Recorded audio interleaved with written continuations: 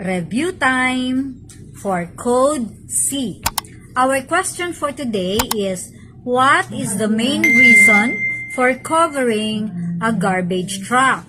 Letter A, to stop children from climbing in. Letter B, to prevent theft. Letter C, to prevent spillage. And letter D, to keep the contents dry. The answer is C, to prevent spillage. Kasi po, lalo na kung basura yung karga natin, maglalagay po tayo ng cover para hindi po mahulog yung mga kargang basura at pati na po yung amoy ay hindi masyadong kumalat sa daan. Now, hindi lang po garbage truck ang kailangang may canvas cover.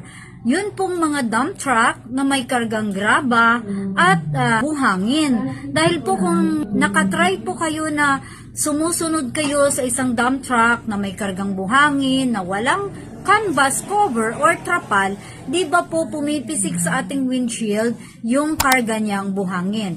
At may nahuhulog sa daan at pwede po siya makakos ng aksidente.